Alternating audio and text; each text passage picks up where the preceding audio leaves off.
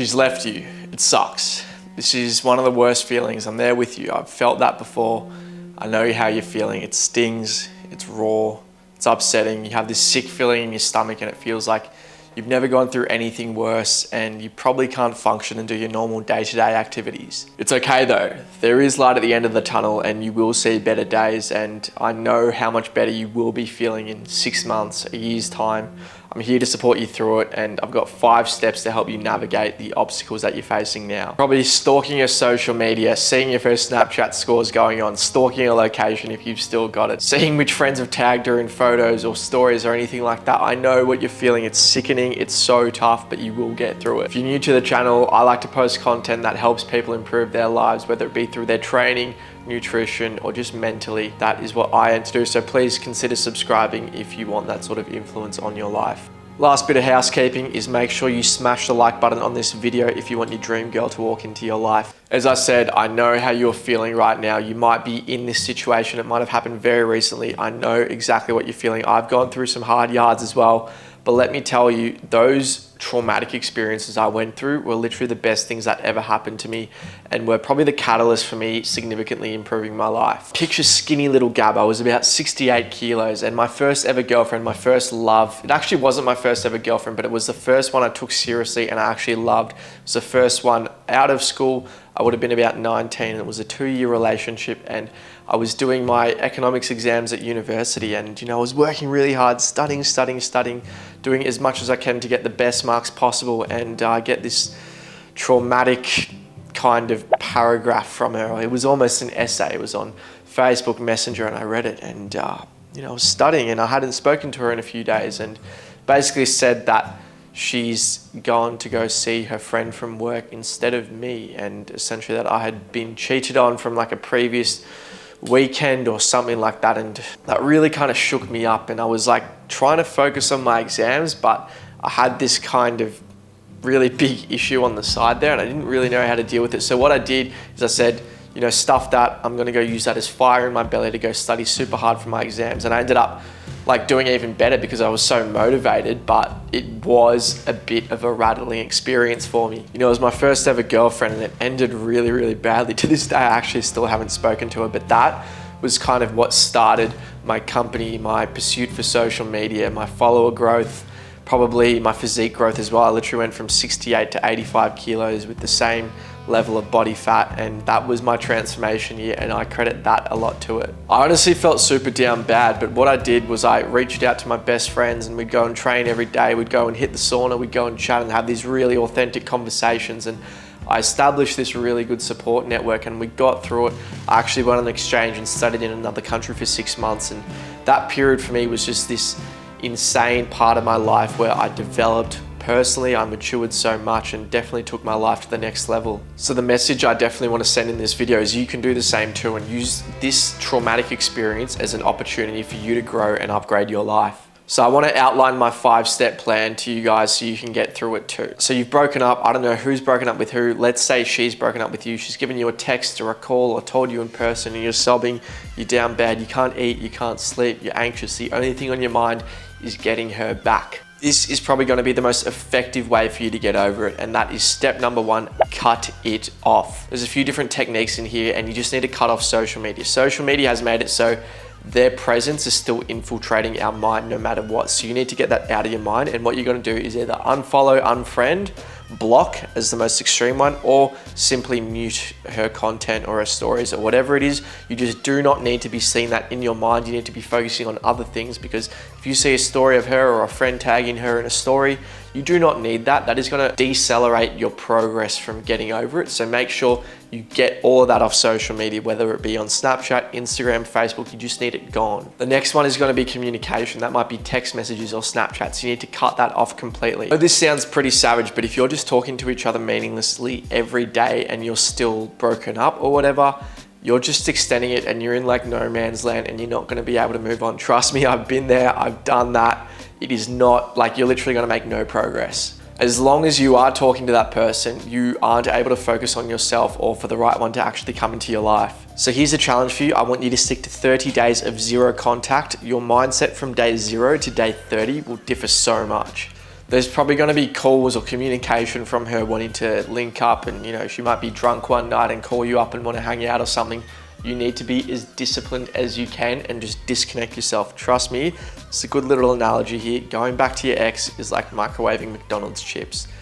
It's just never going to be as good as the first time. So that's step number one, cut it off, zero contact. Step number two is you're going to start investing into yourself. So that money you're spending on going to get frozen yogurt or Uber Eats or going to the movies or dates like that, you're going to start investing into yourself. What that looks like is you should have a gym membership already, but go get yourself a gym membership. Start investing into the fuel you're putting into your body, your nutrition.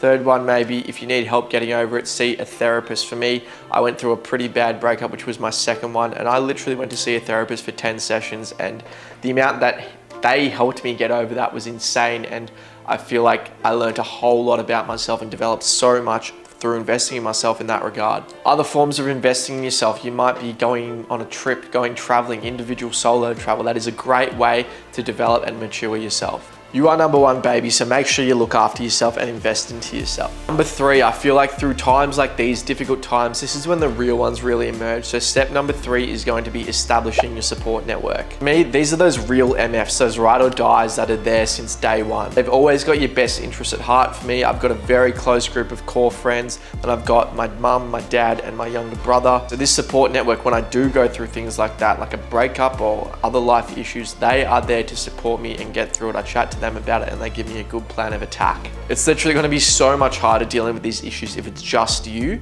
So establish a good team of trustworthy individuals, your closest ones, people that actually have your back and your best interests at heart, and the issues that you face will be so much easier and it'll be less taxing on you mentally. So you've completely cut her off, you're having no contact with her, it's not seeping into your life and you're not thinking about it. You're investing into yourself, you're making yourself a better you, and you've got those real homies around you supporting you, only good energy, and you're just on this trajectory, this rocket ship just absolutely going to the moon.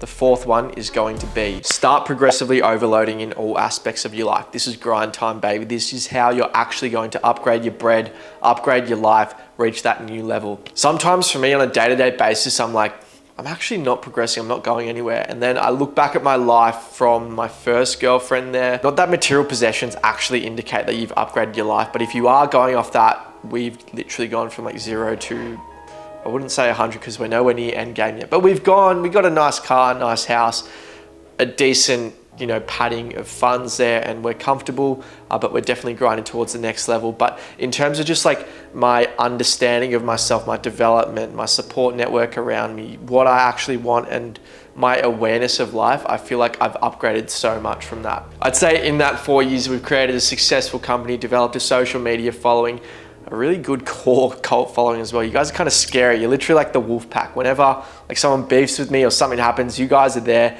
establish really good friends, relationships with families, even with like my powerlifting, my physique, I think we've developed so much. So when you actually take a macro lens like that and zoom out, you need to look at your progress. And if you implement these steps here, you are going to make similar amounts of progress too. So progressively overloading in all aspects of your life. I'd say the number one thing to start progressively overloading in is your training. That is going to carry over into your mindset and all other avenues of your life. If you're pushing yourself in the gym at 7 a.m. in the morning, you're deadlifting serious amounts of weights and just getting better each session, I promise you, whether it's a career, whether it's your relationship, this will carry over into your mindset, and you'll want to push yourself and achieve better things in all of those different realms. Of course, progressively overloading in terms of nutrition too, just constantly trying to refine and supplement and optimize different habits in there, whether it be sleep, your optimal macronutrient profiles, micronutrient intake, just overall making yourself a better person, cutting out smoking, drinking, or at least minimizing them to only times when you go out, which shouldn't be too often. And then progressively overloading in how you actually get your bread. So for me, that is like my apparel company and the programs and different brand deals I take, just trying to constantly get better and better each month. You may have made $1,000 last month. Let's do some research, see how you can upgrade that, ask for a raise, look for new jobs, just try to progressively overload in your career. What are the next steps you can take there to get more bread?